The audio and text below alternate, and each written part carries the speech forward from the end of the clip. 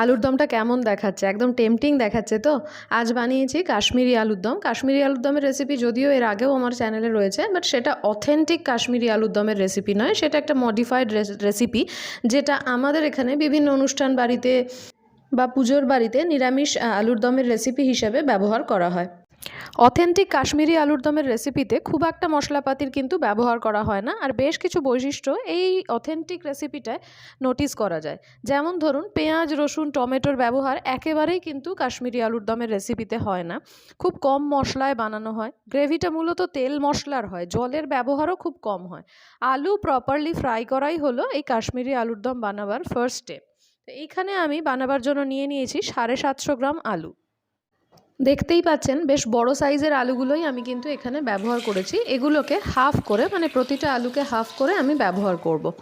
আলুগুলোকে প্রথমেই আমি একটা হুইসেল দেবো, মাত্র একটাই হুইসেল দেবো। তার জন্য আলুর মধ্যে যথেষ্ট পরিমাণে জল দিয়েছি, আর দিয়ে দিয়েছি পর্যাপ্ত পরিমাণে লবণ, যাতে লবণটা জলের সাথে আলুর ভেতরে এই স্টেজেই প্রবেশ করে। তো জাস্ট একটাই হুইসেল আমরা এখানে দেবো। এতে করে এই বড়ো সাইজের আলুগুলো খুব একটা বেশি কুক তো হবে না, তবে 20 থেকে 30% কুক হয়ে যাবে। আমাদের আলু তো প্রেশার কুক করা হয়ে গেছে, এবার ঢাকনাটা খুলে নিয়েছি। আপনারা যদি ছোট সাইজের আলু ব্যবহার করেন সেক্ষেত্রে প্রেশার কুক না করলেও চলবে, কেন কাশ্মীরি আলুর দমের ক্ষেত্রে আলুটাকে খুব ভালোভাবে ডুবো তেলে ফ্রাই করে নেওয়া হয়ে থাকে। আমি আলুগুলোকে এখনই একটা অন্য পাত্রে ট্রান্সফার করে নিচ্ছি, মানে গরম জলের মধ্যে ডুবিয়ে রাখবো না, তাহলে আলুটা নরম হয়ে যাওয়ার চান্স থাকবে। আমাদের আলুগুলো কিন্তু একদমই নরম হয়ে যায়নি, জাস্ট হালকা হালকা একটু কুকিং হয়েছে, মানে 20% মতন। এইবার আমি যে পিলটা, এটাকে রিমুভ করে নিচ্ছি। আপনাদের সাথে তো আমি ইন্ট্রোডিউসই করিনি। নমস্কার বন্ধুরা, আমি স্মিতা, নোলাতে আপনাদের প্রত্যেককে স্বাগত জানাই। তো চলুন আজকে দেখে নিই অথেন্টিক কাশ্মীরি আলুর দমের খুব সহজ একটা রেসিপি, যার জন্য একদম ঘরোয়া ইনগ্রেডিয়েন্ট প্রয়োজন, আর খুব সহজে আর তাড়াতাড়ি এই রেসিপিটা কিন্তু আমরা বানিয়ে ফেলতে পারি, আর স্বাদে গন্ধে কিন্তু এটা অতুলনীয় হয়। এইবার আমি আলুগুলোকে, সমস্ত আলুগুলোর খোলা তো আমার ছাড়ানো হয়ে গেছে, এবার আলুগুলোকে এইরকম হাফ করে কেটে নিচ্ছি। কাশ্মীরি দাম আলুতে আলুগুলো একটু বড় সাইজেই সাধারণত ব্যবহার করা হয়ে থাকে। এটা দেখতেও ভালো লাগে আর খেতেও ভালো লাগে। খুব ছোট ছোট আলুকে অর্ধেক করে ব্যবহার করলে সেটা আমার কাছে খুব একটা ভালো লাগে না। এইবার যে কাজটা করতে হবে সেটা হলো আলুগুলোকে এরকম একটা ফর্ক দিয়ে বেশ গভীরভাবে ফুটো করে নিতে হবে। যেহেতু আলুর সাইজটা বেশ বড়, তাই আলুর মধ্যে মশলাপাতি ঢোকার চান্সটা যাতে বেশি থাকে, সেই জন্য ফুটোরগুলোকে একটু বেশি বড় বড় করে করতে হবে। এবার আলুগুলোকে ফ্রাই করার জন্য নিয়ে নিয়েছি একটা বেশ বড় সাইজের কড়াই, আর তার মধ্যে দিয়ে দিয়েছি প্রায় 100 গ্রামের মতন তেল। ওই 90 থেকে 100 গ্রামের মতন সর্ষের তেল আমি কড়াইয়ের মধ্যে দিয়ে দিয়েছি। কাশ্মীরি আলুর দম কিন্তু একদমই সর্ষের তেলে রান্না করা হয়, আর আমরা যেহেতু বাঙালি, আমরা যে কোনো রান্নাই কিন্তু সর্ষের তেলে করতেই বেশি প্রেফার করি।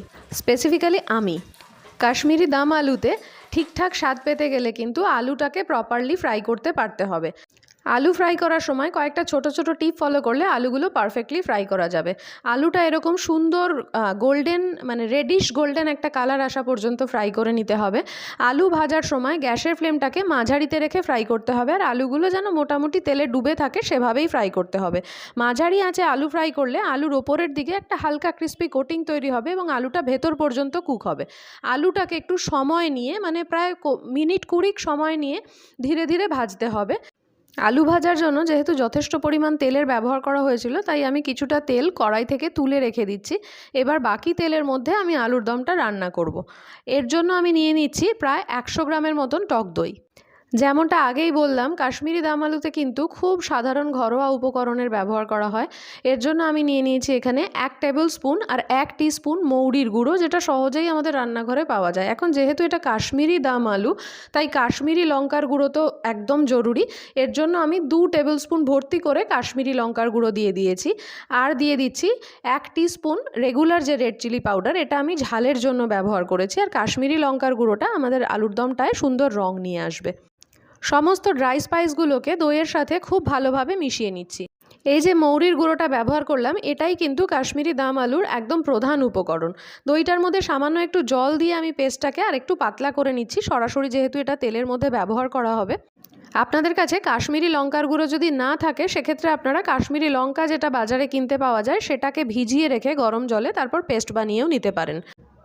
তেলটা ভালোভাবে গরম হয়ে গেছে। এবার তেলের মধ্যে ফোড়ন দেওয়ার জন্য এখানে আমি ব্যবহার করেছি হাফ টিস্পুন গোটা জিরে, ব্যবহার করেছি 6 থেকে 7টা লবঙ্গ, 4টে এলাচ আর নিয়েছি 1 টুকরো জাভিত্রী। আপনারা চাইলে এর মধ্যে 1 টুকরো দারচিনিরও ব্যবহার করতে পারেন, বাট আমি সেই দিন দারচিনির ব্যবহার করতে ভুলে গিয়েছিলাম। এইবার দিয়ে দিচ্ছি হাফ টিস্পুন হিং। হিং কিন্তু কাশ্মীরি আলুর দমে ব্যবহার করা হয়ে থাকেই। এবার দিয়ে দিচ্ছি 1 টিস্পুন আদা বাটা। এবার আদাটার কাঁচা গন্ধ কেটে যাওয়া পর্যন্ত তেলের মধ্যে একটু ভালোভাবে নাড়াচাড়া করে নিতে হবে। যেমনটা আমি আগেই বলেছি, এক্ষেত্রে কিন্তু বাইরের উপকরণ মানে ফ্যান্সি কোনো ইনগ্রেডিয়েন্টসের ব্যবহার একেবারেই করা হয় না। আদার কাঁচা গন্ধটা কেটে গেছে। এখন আমি আগে থেকে তৈরি করে রাখা দইয়ের মিশ্রণটা তেলের মধ্যে ঢেলে দিয়েছি।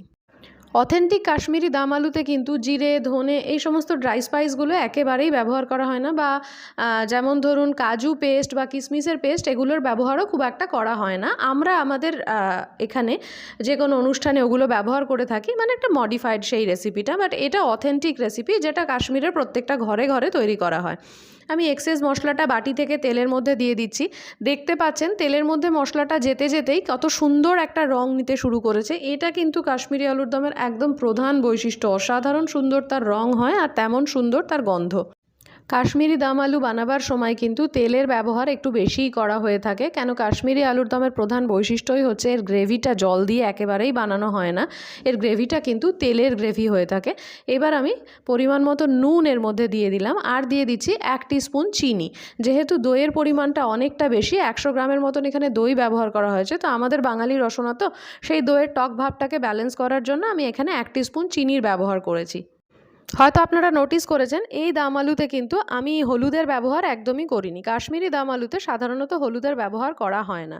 আর যেহেতু বললাম গ্রেভিটা তেলের গ্রেভি তৈরি করা হয়, তো তেল চারপাশ থেকে বেরিয়ে না আসা পর্যন্ত ওই মশলাটাকে কষে নিয়েছি। এবার দেখুন চারপাশ থেকে খুব সুন্দরভাবে তেল ছেড়ে বেরিয়ে এসেছে। তেলের পরিমাণটাও যেহেতু একটু বেশি, আর যেহেতু টক দইও অনেকটা বেশি পরিমাণে ব্যবহার করা হয়েছে, তো তেল চারপাশ থেকে একদম উজ আউট করছে।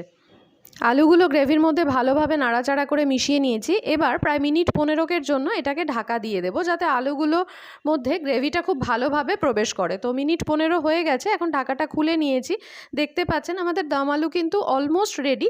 এবার গ্রেভির পরিমাণটা যদি আপনারা আর সামান্য বাড়াতে চান, তবে এর মধ্যে খুব সামান্য পরিমাণ গরম জলের ব্যবহার করা যেতে পারে। তবে জল ব্যবহারের পরিমাণটা খুব সামান্যই করতে হবে। খুব বেশি জল যদি ব্যবহার করা হয়, সেক্ষেত্রে কিন্তু গ্রেভিটা জলে একটা গ্রেভি হয়ে যাবে, যেটা আমাদের একেবারেই কাম্য নয়। আমরা একটু তেলে গ্রেভি চাই। তো ওই বাটিটাকেই ধুয়ে সামান্য একটুখানি জল, মানে অ্যারাউন্ড হাফ কাপ জল আমি এখানে ব্যবহার করেছি। বাটিতে ঢালা জলের পরিমাণটা একটু বেশি হয়ে গেছে, তাই আমি পুরো জলটা এর মধ্যে দিলাম না।